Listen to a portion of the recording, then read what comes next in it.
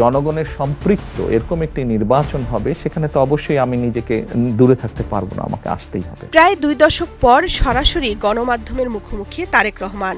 দেশে ফেরা, ফেব্রুয়ারির নির্বাচন ও আওয়ামী লীগের বিচার সহ নানা প্রসঙ্গে কথা বলেন বিএনপির ভারপ্রাপ্ত চেয়ারম্যান।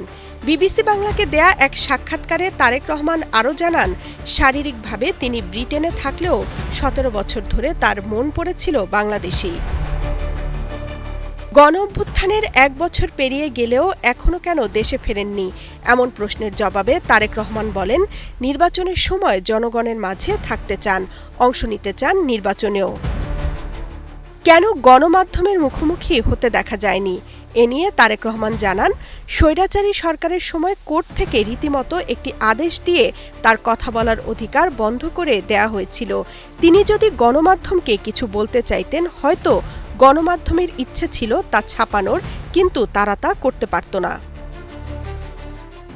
বিএনপির কোনো নেতা বা সমর্থক জুলাই গণঅভ্যুত্থানের আন্দোলনের মাস্টারমাইন্ড হিসেবে তারেক জিয়াকে দেখে থাকেন। তবে তিনি জানান, কোনো ব্যক্তি নয়, মাস্টারমাইন্ড ছিল গণতন্ত্রকামী জনগণ।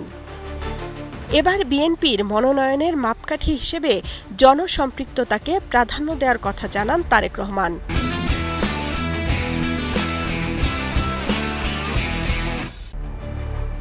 নির্বাচনে খালেদা জিয়ার ভূমিকা কী হবে, এমন প্রশ্নের জবাবে তিনি বলেন, ওনার শারীরিক বা ফিজিক্যাল অ্যাবিলিটির উপর বিষয়টি কিছুটা হলেও নির্ভর করছে।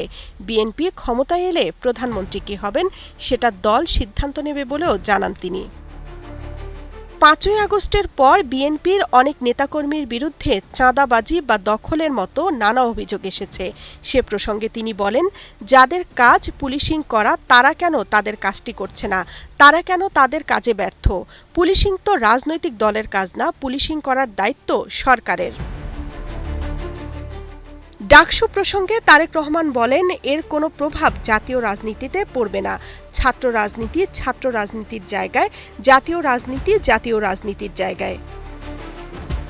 জামায়াতের সম্ভাব্য জোট প্রসঙ্গে প্রশ্ন করা হলে তিনি বলেন, এ নিয়ে বিএনপির উদ্বেগ নেই।